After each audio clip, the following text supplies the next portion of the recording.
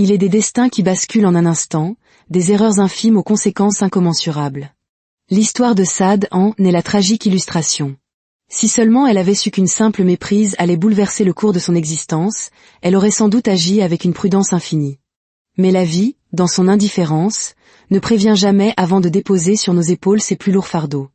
Depuis 4 années, Saad était au service du patriarche Al-Umid Beker. Elle était bien plus qu'une simple employée de maison. Elle était la gardienne de son immense demeure, la cuisinière de ses repas, l'infirmière dévouée qui veillait sur lui comme sur son propre père. Monsieur Beker n'avait rien en commun avec ces hommes richissimes et capricieux dont les récits peuplent les chroniques. Il était empreint d'une bonté rare. Jamais un cri, jamais un objet projeté avec colère. Jamais il ne l'avait traitée comme une servante, mais plutôt comme une confidente silencieuse. Parfois, alors qu'il s'enfonçait dans son grand fauteuil de cuir avec un soupir las, son regard se posait sur elle et il murmurait « Saad, tu es la seule qui se soucie véritablement de moi ». C'est précisément ce dévouement qui la conduisit à commettre la plus grande erreur de sa vie. La scène se déroula tard dans la soirée. Le patriarche Al-Umid avait passé la journée dans une agitation fébrile. Son corps était affaibli, sa tête endolorie. Lorsque l'heure de sa médication sonna, Saad se dirigea vers le tiroir de sa table de chevet, un geste répété des centaines de fois. Les petits comprimés blancs reposaient dans leurs flacons. Elle en versa 2 dans le creux de sa paume, mais ses mains tremblaient, trahies par l'épuisement d'une longue journée de labeur. Dans son trouble, elle ne remarqua pas que 4 pilules, et non 2, s'étaient logées dans sa main. Elle lui apporta les comprimés avec un verre d'eau. Le vieil homme, lui accordant une confiance absolue, les avala sans poser la moindre question. Il lui offrit un faible sourire, puis ferma les yeux. Ce n'est qu'en rangeant la table de chevet que Saad aperçut les pilules supplémentaires, abandonnées près du flacon. Son cœur s'arrêta. Elle compta les comprimés restants dans le flacon, puis les recompta, l'esprit enfiévré. Elle lui en avait donné beaucoup trop. Une vague de panique glaciale la submergea. D'un mouvement brusque, elle se tourna vers le lit. « Monsieur, comment vous sentez-vous » Le patriarche Al-Umid entr'ouvrit les yeux. Son visage était plus pâle encore qu'auparavant, sa respiration plus lente. « Je me sens fatigué, dit-il d'une voix douce. Des larmes perlèrent aux yeux de Saad. Elle l'avait empoisonné. De ses mains tremblantes, elle saisit son téléphone. « Je vais appeler le médecin. S'il vous plaît, tenez bon, monsieur. » Mais alors, une chose étrange se produisit. Monsieur Al-Umid sourit. Non pas un sourire crispé par la douleur, mais un véritable sourire, empreint de chaleur et de sérénité. « Non, Saad, » murmura-t-il. « N'appelle personne. » Saad s'effigea. « Mais monsieur... » D'une main faible, il lui fit signe de s'asseoir près de lui. Elle hésita, puis s'assit lentement sur le bord du lit. « Je suis un vieil homme, » dit-il d'une voix calme.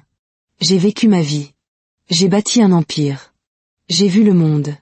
Mais à la fin, Saad, la seule personne qui ait vraiment été là pour moi, c'est toi. » Les larmes coulaient maintenant sur les joues de la jeune femme. « S'il vous plaît, monsieur, ne dites pas ça.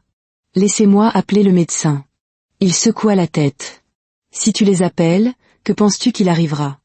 Elle déglutit avec peine. Elle savait parfaitement ce qui se passerait. Les médecins demanderaient ce qu'il avait pris. Ils réaliseraient qu'elle lui avait administré une surdose. La nouvelle se répandrait. Les enfants qu'il avait abandonnés reviendraient, non pour le pleurer, mais pour la châtier.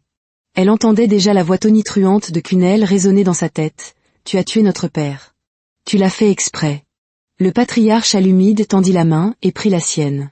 Sa poigne était faible, mais son regard était d'une fermeté inébranlable. « Saad, je ne veux pas que mes derniers instants soient remplis de bruit et de larmes hypocrites. » Elle secoua la tête, incapable de parler. « S'il vous plaît, monsieur, s'il vous plaît. » Il lui adressa un autre petit sourire. « Reste avec moi. » Saad resta. Elle lui tint la main, tandis que sa respiration ralentissait encore. Elle murmurait des prières. Elle pleurait en silence. Puis, juste avant que ses yeux ne se ferment pour la dernière fois, il prononça des mots qui la secouèrent jusqu'au plus profond de son être. « Je te lègue tout, Saad. » Et puis, il ne fut plus. Le lendemain matin, la maison était en effervescence.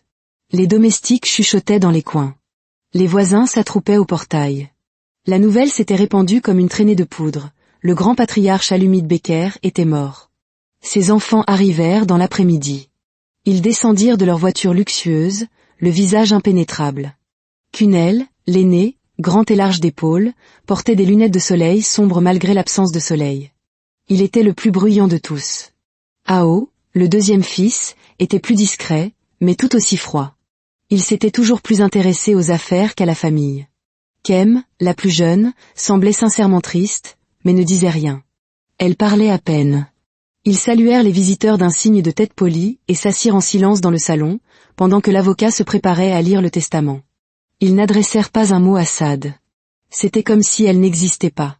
Puis le notaire entra, un homme sérieux aux lunettes acérées et au costume impeccablement repassé. Il tenait une enveloppe brune et s'éclaircit la gorge. Nous allons maintenant procéder à la lecture des dernières volontés et du testament du patriarche Alumide Becker. Le silence se fit dans la pièce. Le testament commença par des dispositions mineures. Quelques dons à des œuvres de charité. Quelques propriétés ici et là. Les enfants ne réagirent pas. Ils attendaient, droits comme des i, la partie qui comptait. Puis, l'avocat atteignit la section finale. À mon premier fils, Kunel Becker, je lègue la somme de 10 millions de Nera. Kunel fronça les sourcils et retira ses lunettes. Excusez-moi? L'avocat poursuivit. À mon deuxième fils, Ao Becker, je lègue mes parts dans les entreprises Becker, soit un total de 15%. Le visage d'Ao s'assombrit. 15%? C'est tout? Le notaire ne s'interrompit pas.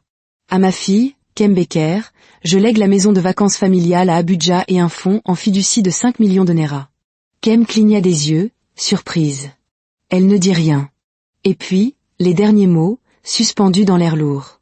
Le reste de ma succession, y compris ma demeure, mes économies, mes entreprises et tous mes autres actifs, je le lègue à Sadadi. La pièce explosa. Quoi? Kunel bondit de sa chaise. Qu'est-ce que vous venez de dire? Ao frappa du poing sur la table. C'est une plaisanterie. Qui est Sadadi? L'avocat resta calme. Sadadi est la gouvernante de votre père. Kunel se tourna brusquement. Pour la première fois, il regarda Saad. Ses yeux brûlaient de rage.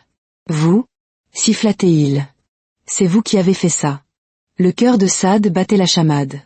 Elle ne pouvait plus bouger, plus respirer. Ao pointa un doigt tremblant vers elle. Vous avez dû le manipuler. Peut-être lui avez-vous raconté des mensonges. Peut-être. Peut-être l'avez-vous empoisonné. Empoisonné? Le sang de Saad se glaça. Elle ouvrit la bouche pour protester, mais aucun son ne sortit. Kunel se tourna vers l'avocat. C'est une fraude. Je n'accepte pas cela. Le notaire soupira. Ce n'est pas une fraude. Votre père a signé ce testament 2 jours avant son décès. Les mains de Kunel se serrèrent en poing. Alors elle l'a forcé. Elle l'a obligé à le faire. Kem, qui était restée silencieuse tout ce temps, prit enfin la parole. Sa voix était douce mais claire. Vraiment? Tout le monde se tourna vers elle. La colère de Kunel s'intensifia.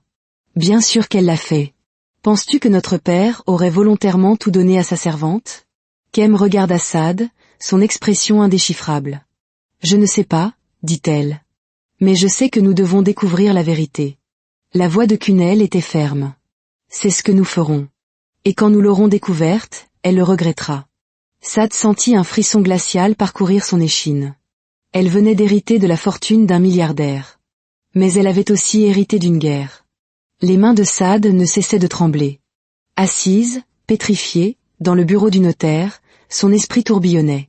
Les murs semblaient se refermer sur elle, l'air était lourd, saturé par la rage incandescente de Kunel. Ao respirait bruyamment, ses poings se crispant et se détendant. Kem, la seule à ne pas avoir complètement perdu son sang-froid, fixait Saad, le visage impénétrable. Le silence dura quelques secondes, puis, comme un coup de tonnerre, Kunel abattit sa main sur la table. C'est absurde. Sa voix rugit dans la pièce.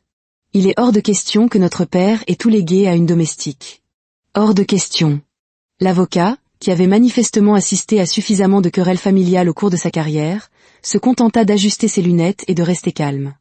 Je comprends que ce soit difficile, monsieur Becker, mais c'était la dernière volonté de votre père. Le testament a été signé, tamponné et attesté par des témoins. Ao se tourna vivement vers Saad. Qu'avez-vous fait? Sa voix était basse, dangereuse. Quel sortilège lui avez-vous jeté? Saad retrouva enfin sa voix, bien qu'elle tremblât. Je n'ai rien fait. Kunel laissa échapper un rire bref et amer. Oh, vous n'avez rien fait? Vous êtes en train de nous dire que notre père s'est réveillé un matin et a décidé de léguer toute sa fortune à sa domestique? La façon dont il prononça le mot « domestique » serra l'estomac de Saad, comme si elle était une poussière sous sa chaussure. Ao s'approcha, la voix tendue par la suspicion. Depuis combien de temps prépariez-vous votre coup? Depuis combien de temps attendiez-vous qu'il meure pour tout prendre? La poitrine de Saad se serra. Je n'ai jamais voulu cela. Les yeux de Kunel s'enflammèrent. Menteuse. Assez. La voix de Kem trancha la tension comme une lame. Tous se tournèrent vers elle. Elle était toujours assise calmement, les mains jointes sur ses genoux. Son visage n'exprimait pas la colère de ses frères, mais il y avait une lueur acérée dans son regard. Saad, dit-elle prudemment. Notre père vous a-t-il déjà dit qu'il changeait son testament? Saad secoua vivement la tête. Non, je ne le savais même pas jusqu'à maintenant. Kunal ricana. Alors, vous vous attendez à ce que nous croyions que vous vous êtes réveillé aujourd'hui et que vous êtes devenu milliardaire par magie? Saad sentit les larmes lui piquer les yeux, mais elle refusa de les laisser couler.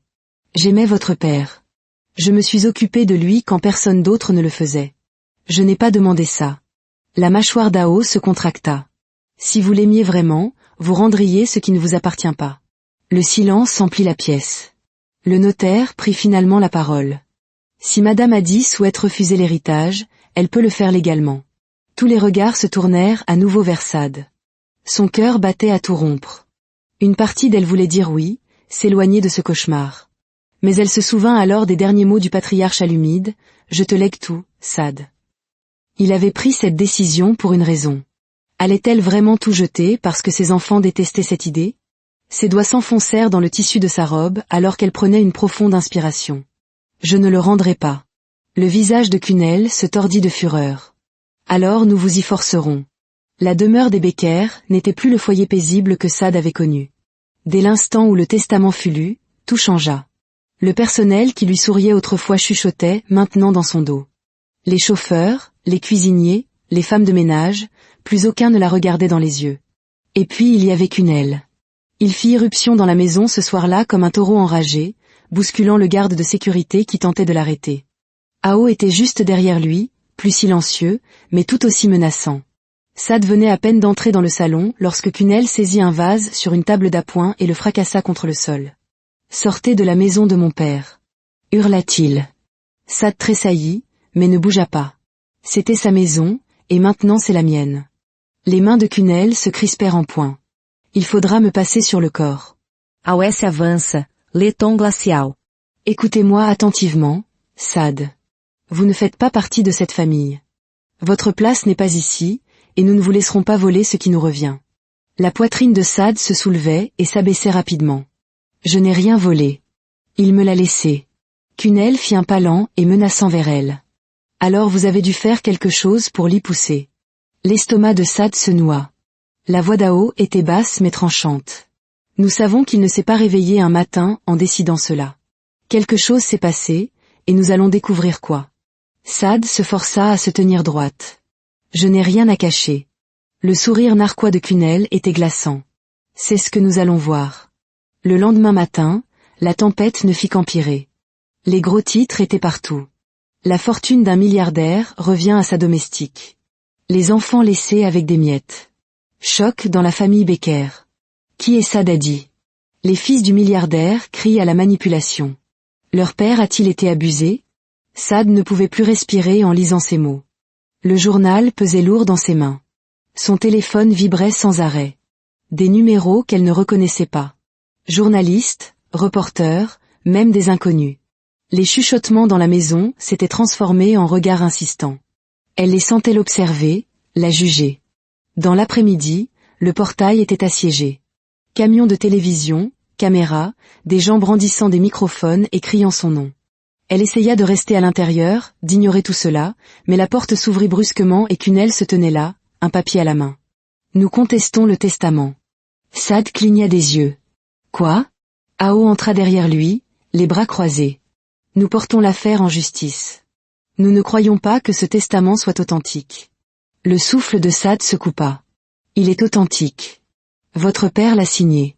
Kunel jeta le papier sur la table basse. Alors nous prouverons que vous l'y avez forcé. Saad déglutit. Vous ne pouvez pas. Regardez-nous faire. L'instant d'après, ils tournèrent les talons et sortirent. Les mains de Saad tremblaient en ramassant le papier. C'était une notification légale officielle. Elle n'avait plus seulement affaire à leur haine. Maintenant, elle allait devoir se battre au tribunal. Le soir, la maison semblait plus froide, plus silencieuse. La demeure avait toujours été grande, mais maintenant elle paraissait vide. Saad était assise seule dans le salon, fixant le sol.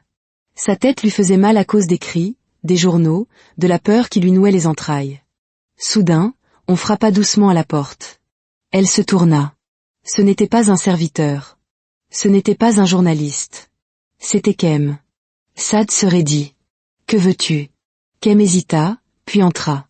Contrairement à ses frères, elle n'avait pas l'air furieuse. Elle semblait en proie à un conflit intérieur. Pendant un long moment, aucune d'elles ne parla.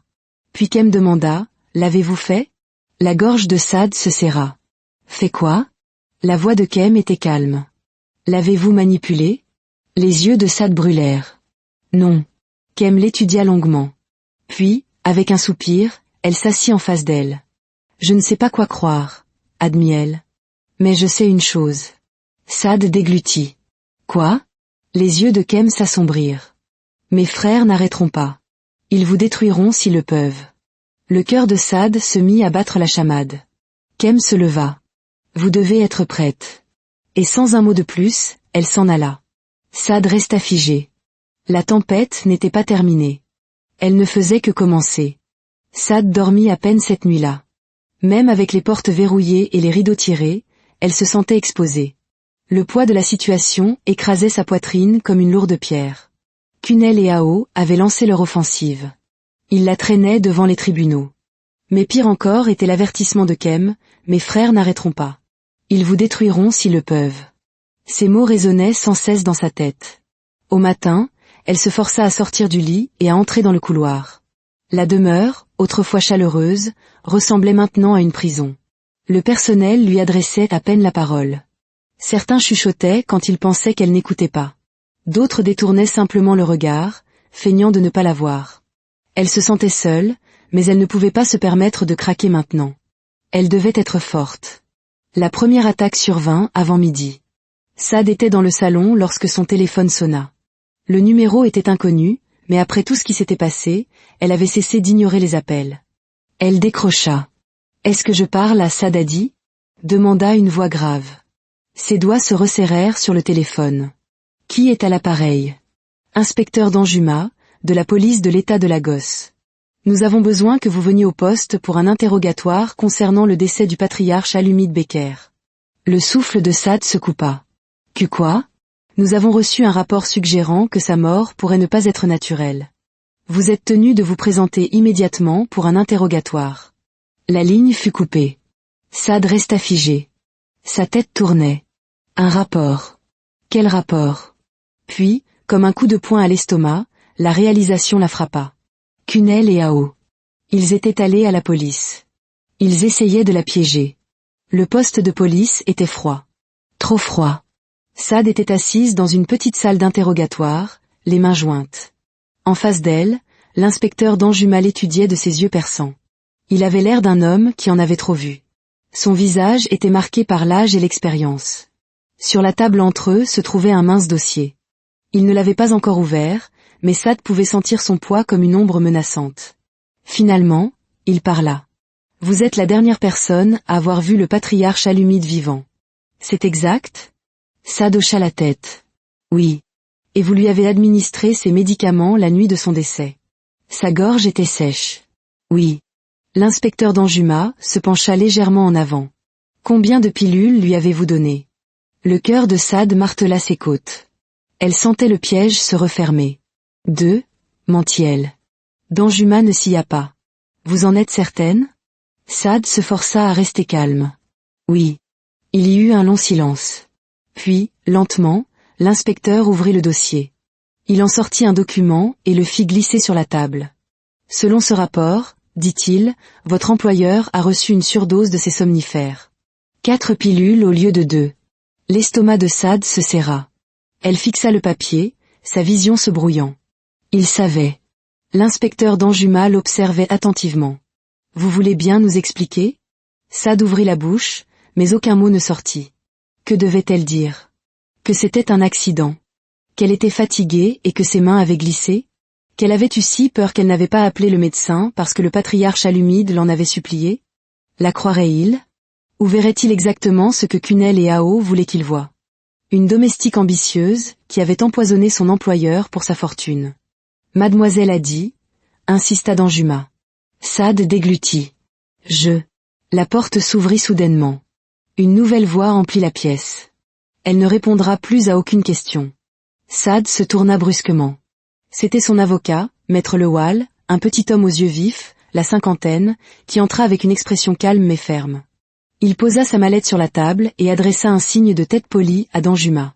Ma cliente ne parlera qu'en présence de son conseil juridique. Je suis sûr que vous comprenez, inspecteur.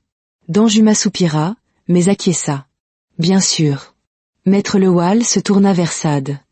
Nous partons. Saad n'eut pas besoin qu'on le lui répète. Elle se leva rapidement, les jambes tremblantes. En sortant, elle sentit les regards des officiers la suivre, observant, attendant.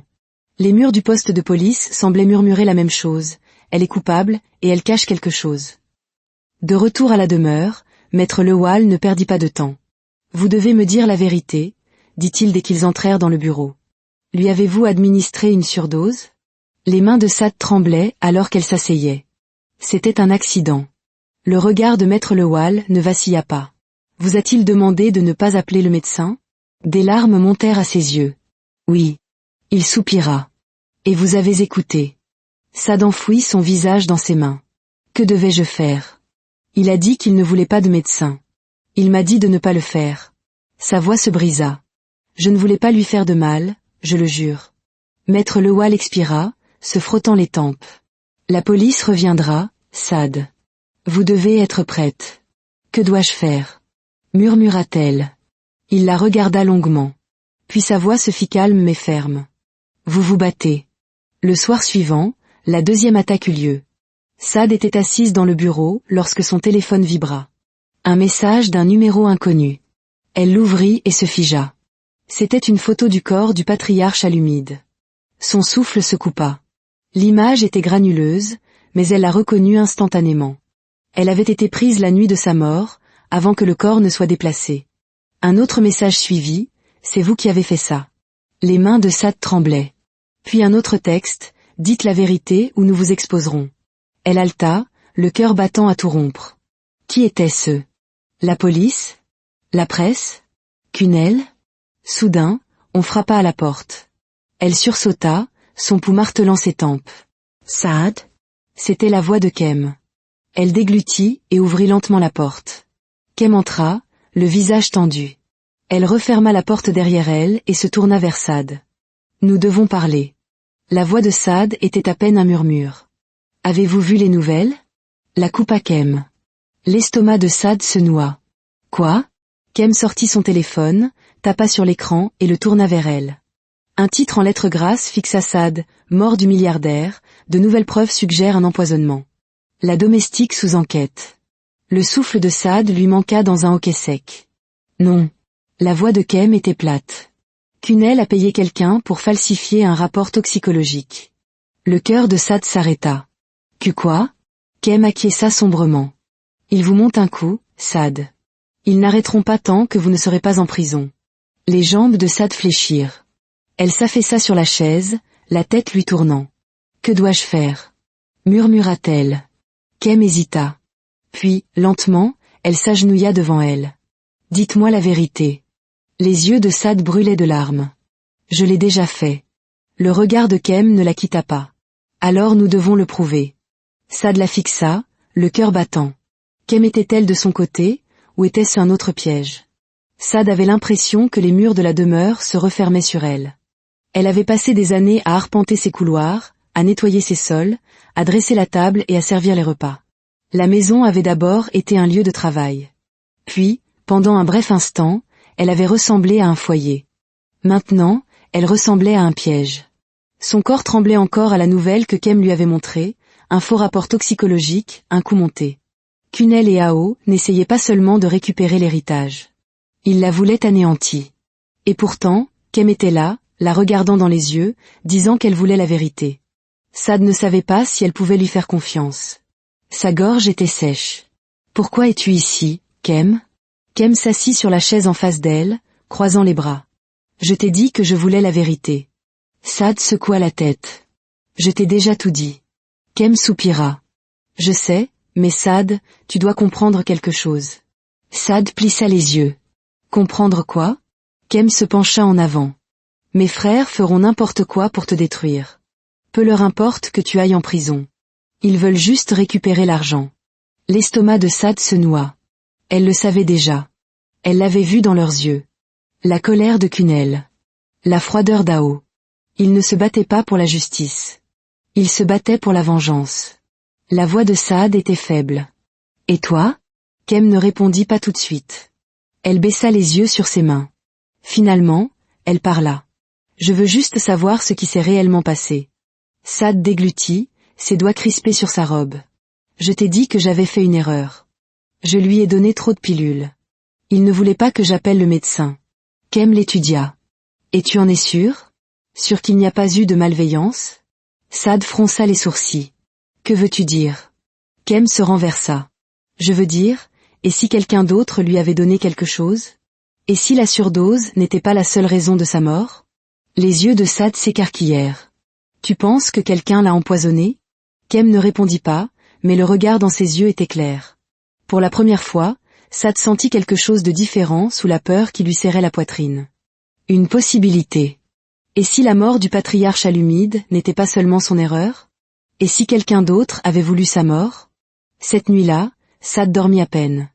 Les mots de Kem tournaient en boucle dans sa tête. Elle était allongée, les yeux fixés au plafond, l'esprit en ébullition. Kunel et Ao avaient falsifié un rapport toxicologique. C'était clair. Mais s'il y en avait eu un vrai ? Et si le patriarche Alumide avait été empoisonné ? Et si la surdose n'avait fait qu'accélérer ce qui était déjà en cours ? Au matin, elle avait pris sa décision. Elle avait besoin de réponses, et elle allait les trouver. Son premier arrêt fut l'hôpital. Elle savait qu'il était risqué de se rendre à l'endroit même où la police avait emmené le corps du patriarche Alumide pour examen, mais elle n'avait pas le choix. Elle devait savoir si quelqu'un avait vu le vrai rapport. Elle se dirigea vers le bureau d'accueil et força un sourire poli. L'infirmière la regarda à peine. Saad prit une profonde inspiration. « Je cherche le médecin qui a examiné le patriarche Alumide Becker. » Les yeux de l'infirmière s'illuminèrent de reconnaissance. « Êtes-vous un membre de la famille ?» Saad hésita. « J'étais proche de lui. » L'infirmière fronça les sourcils. « Je suis désolée, mais cette information est confidentielle. » Saad sentit son estomac se nouer. Elle ne pouvait pas abandonner. Du coin de l'œil, elle aperçut un jeune médecin qui passait, un dossier à la main. Il avait l'air fatigué. Dr Martins. Saad le reconnut immédiatement. C'était lui qui avait parlé à la police. Elle n'hésita pas et s'avança vers lui. « Dr Martins ?» Il cligna des yeux, surpris. « Oui ?» Saad déglutit. « Je dois vous parler.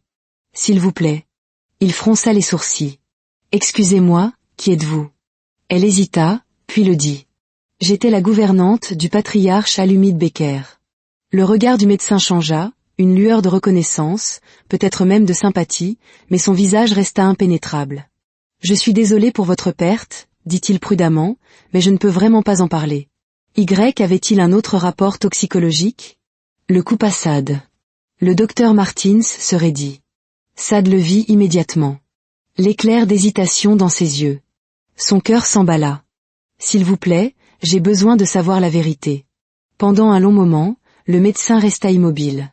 Puis, avec un soupir, il jeta un coup d'œil autour de lui avant de baisser la voix. « Suivez-moi. » Le docteur Martins la conduisit dans un couloir tranquille. Le souffle de Saad était court.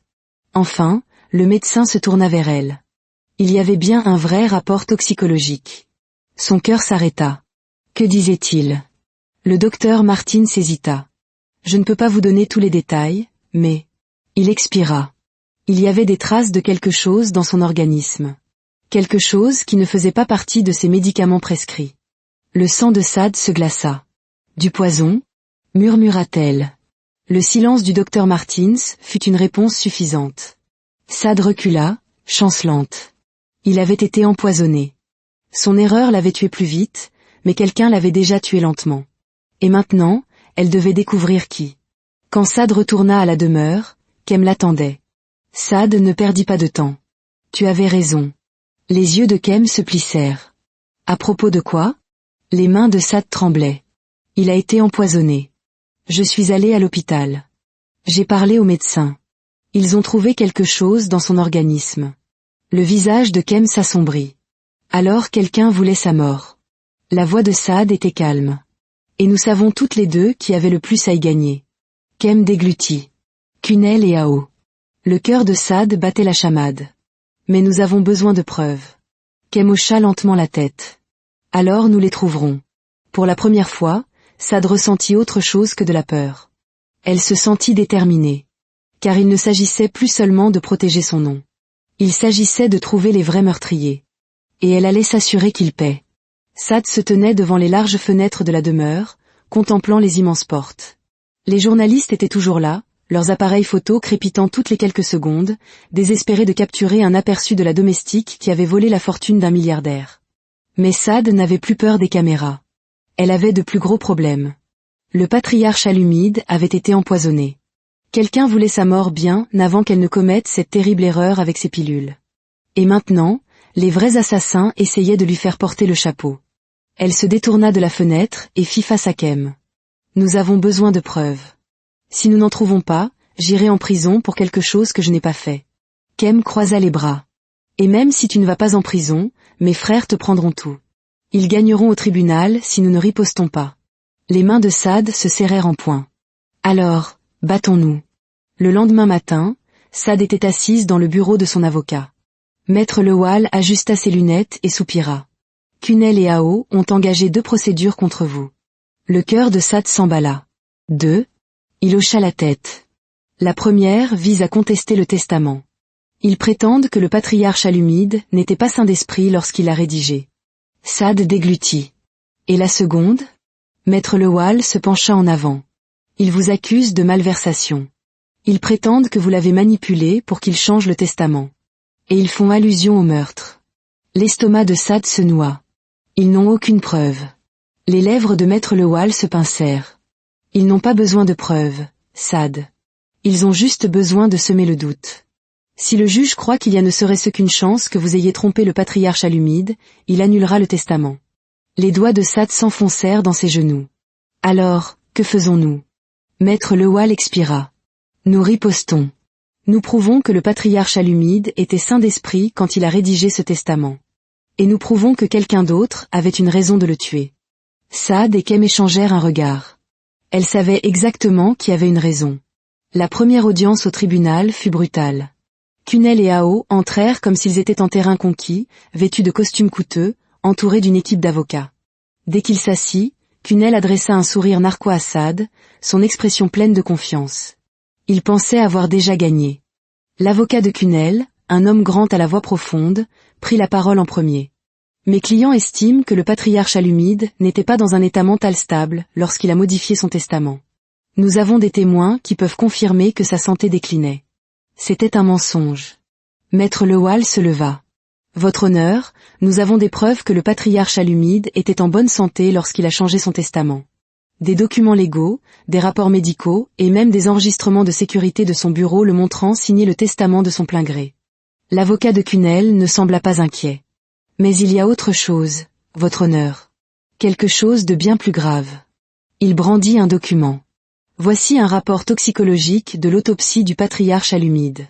Il prouve qu'il a subi une surdose de ces somnifères la nuit de sa mort. Des murmures parcoururent la salle d'audience. La femme qui lui a donné ces pilules est assise ici même. Son nom est Saadadi. Les murmures s'intensifièrent. Le cœur de Saad battait à tout rompre. Votre honneur, mes clients estiment que Saadadi est responsable de la mort de leur père. Nous demandons une enquête approfondie sur son implication. Le juge se tourna vers Maître Lewal. La défense a-t-elle une réponse? Maître Lewal se leva calmement. Oui, votre honneur. La surdose était un accident. Ma cliente admet avoir commis une erreur, mais elle n'avait pas l'intention de nuire au patriarche Alumide. L'avocat de Kunel sourit. C'est pratique, n'est-ce pas? Une simple erreur qui lui rapporte des milliards de Nera.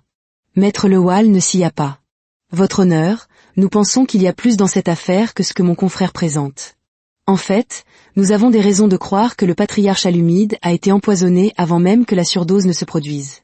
Le silence se fit dans la salle. Le sourire de Cunel disparut.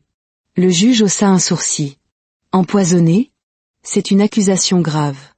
Maître Lewal acquiesça. Nous demandons la permission de mener un examen, indépendant des dossiers médicaux du patriarche Alumide. Nous pensons que la vérité se révélera. Le juge réfléchit un instant, puis frappa de son marteau. Permission accordée. La séance est levée jusqu'à ce que de nouvelles preuves soient fournies. Ce soir-là, Cunel et Ao firent irruption dans la demeure. Vous vous croyez maligne, n'est-ce pas? Cria Cunel. Sade se leva. Sortez de cette maison. La voix d'Ao était froide. Vous n'avez aucune preuve. Il n'y a pas eu de poison. Sade s'approcha. Alors pourquoi avez-vous si peur? Cunel rit durement. Peur? C'est vous qui devriez avoir peur, Sade, parce que quand tout cela sera terminé, il ne vous restera plus un seul Néra. Kem apparut soudainement du couloir. Que faites-vous ici? Ao se tourna vers elle. Tu es de son côté maintenant? Kem croisa les bras. Je veux la vérité. Et vous? La mâchoire de Cunel se contracta. Il pointa un doigt sur Sade. Ce n'est pas fini. Puis, aussi vite qu'ils étaient venus, ils partirent. Dès que la porte claqua derrière eux, Sade laissa échapper un souffle tremblant. Elle se tourna vers Kem. Ils ont peur. Kem acquiesça. Oui, et cela signifie que nous sommes proches. Sade serra les poings. Elle n'allait pas perdre. Pas maintenant. Pas alors que la vérité était si proche. Sade ne pouvait pas dormir. Elle était allongée dans son lit, l'esprit en ébullition. Tout se passait si vite. Le procès, le rapport toxicologique, les menaces, les chuchotements, et maintenant la possibilité que le patriarche Alumide ait été empoisonné bien avant qu'elle ne commette sa terrible erreur. Son cœur était lourd de peur, mais sous cette peur, il y avait autre chose, la détermination. Elle ne se battait plus seulement pour elle-même. Elle se battait pour la vérité. Le lendemain matin, Kem et Sade retrouvèrent Maître Lewal dans son bureau. L'avocat était assis derrière son bureau, parcourant un épais dossier. Son visage était sérieux. « Nous avons un problème, dit-il. » Le cœur de Sade se serra. « Quoi encore ?» Maître Lewal soupira, poussant le dossier vers elle. « J'ai parlé à un médecin légiste indépendant. Il a examiné les dossiers du patriarche Alumide et il a trouvé quelque chose. » Les doigts de Sade tremblaient en prenant le dossier.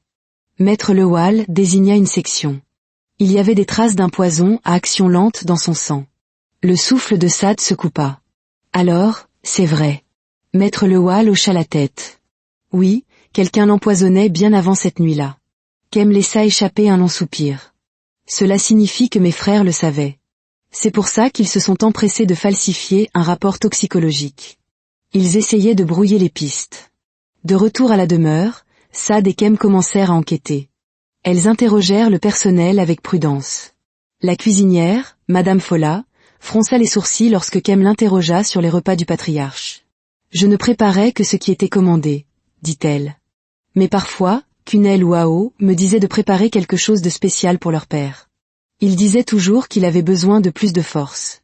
L'estomac de Sade se noua. « Avez-vous déjà remarqué quelque chose d'étrange ?» Madame Fola hésita. Non, mais parfois les boissons avaient un goût différent. Votre père buvait toujours une tisane spéciale le soir, n'est-ce pas? Demanda-t-elle à Kem. Kem acquiesça lentement. Oui, c'est vrai. Madame Fola se frotta le menton. Eh bien, parfois c'est moi qui la préparais, mais d'autres fois, Cunel la préparait lui-même. Sade et Kem échangèrent un regard. Cunel avait préparé le thé, et maintenant le patriarche Alumide était mort. Cette nuit-là, Sade était assise dans le bureau, parcourant les anciens dossiers du patriarche. Elle était si absorbée qu'elle n'entendit pas Kem entrer. « J'ai trouvé quelque chose, » dit Kem. Sade leva brusquement les yeux. « Qu'est-ce que c'est ?» Kem tenait une petite fiole vide. C'était dans l'ancienne chambre de Cunel. Il y avait des traces d'une poudre blanche à l'intérieur. Le cœur de Sade s'emballa. « Du poison ?» Kem hocha la tête. « Je l'ai envoyé à un laboratoire pour analyse. Nous le saurons bientôt avec certitude. » Sade prit une inspiration tremblante. « Si c'est du poison, alors nous avons tout ce dont nous avons besoin. » La mâchoire de Kem se contracta. « Oui, mais Cunel et Ao ne se laisseront pas faire sans se battre. » Le jour suivant, ils retournèrent au tribunal. La salle était comble. Journalistes, spectateurs, avocats. Cunel et Hao étaient assis avec confiance à leur table.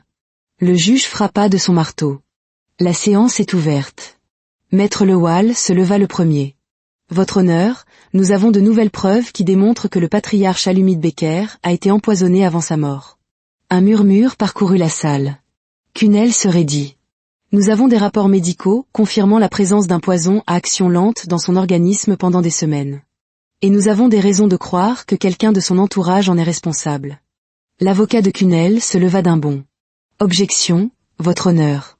Ce ne sont que des spéculations. Le juge leva la main. Nous allons entendre les preuves. Maître Lewal fit un signe de tête à Kem. Elle se leva, tenant la petite fiole. Ceci a été trouvé dans la chambre de mon frère, Cunel. Nous l'avons envoyé à un laboratoire pour analyse, et les résultats confirment qu'il contenait des traces du même poison trouvé dans le corps de mon père. Des exclamations stupéfaites emplirent la salle. Cunel bondit sur ses pieds. C'est un mensonge. Le juge frappa de son marteau. Monsieur Becker, veuillez rester silencieux. Le visage d'Hao était pâle. C'est ridicule. N'importe qui aurait pu mettre cette fiole dans la chambre de Cunel. La voix de Kem était tranchante. Quelqu'un d'autre préparait-il le thé de père le soir? Ou était-ce seulement Cunel? Silence. Tu te retournes contre ta propre famille, Kem, lança Cunel. Les yeux de Kem étaient froids. Vous avez cessé d'être ma famille le jour où vous avez essayé de piéger une femme innocente. Maître Lewal reprit la parole.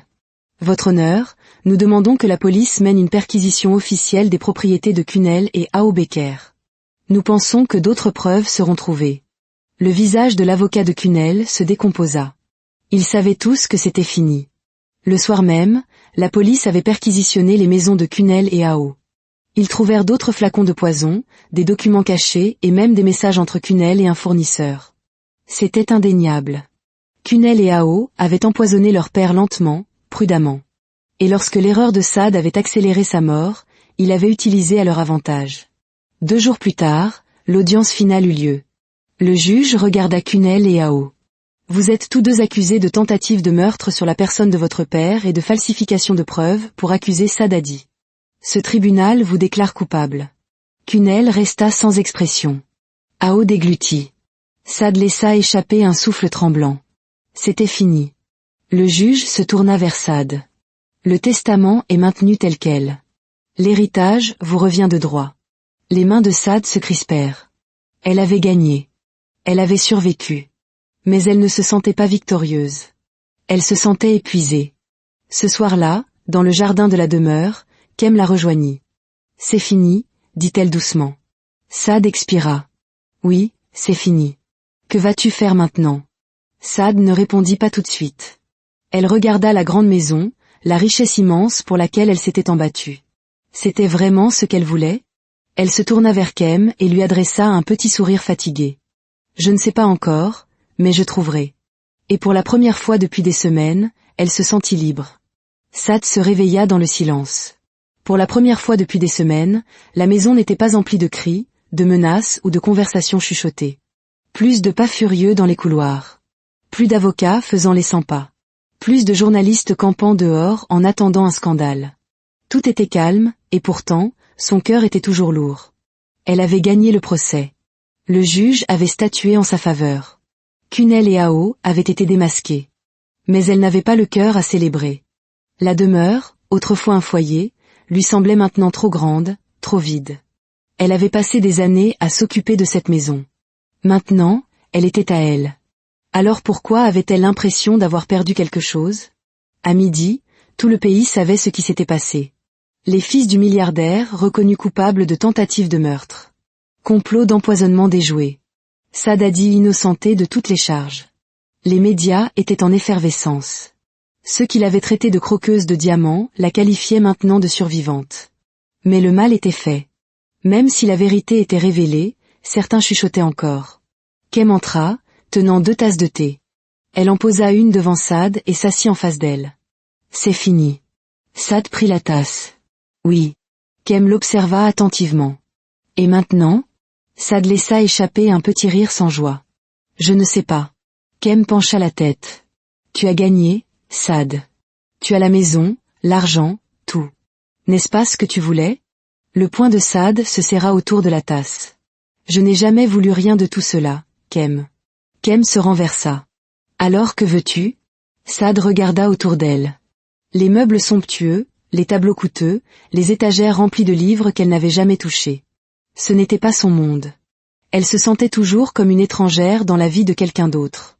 Je ne sais pas encore, soupira-t-elle, mais je trouverai. Kem l'étudia un instant, puis hocha la tête. Quelle que soit ta décision, je te soutiendrai. Saad lui adressa un petit sourire. Merci. Et pour la première fois depuis longtemps, elle ne se sentit plus seule. Le soir, Saad se tenait devant les grilles de la demeure. Les journalistes étaient partis. Elle se souvint du patriarche Alumide, de son rire, de sa gentillesse, de la façon dont il lui avait fait confiance. Elle s'était embattue pour prouver qu'elle méritait cet héritage. Mais maintenant, debout ici, elle réalisa quelque chose. Elle n'en avait pas besoin. Elle n'avait pas besoin d'une grande maison pour se sentir importante. Elle n'avait pas besoin de milliards de Néra pour prouver sa valeur. Elle avait survécu. Elle s'était battue. Et c'était suffisant. Elle se retourna et s'éloigna de la grille, le cœur enfin en paix. Car elle savait maintenant que cette demeure, cette fortune, ne la possédait pas. Elle était libre. Saad se tenait au bord du jardin, regardant le soleil descendre sous l'horizon. La maison derrière elle était silencieuse. Elle avait gagné la bataille. Elle avait prouvé son innocence. Kunel et Ao étaient derrière les barreaux. Alors pourquoi sentait-elle toujours ce poids sur sa poitrine? Kem la rejoignit, les bras croisés.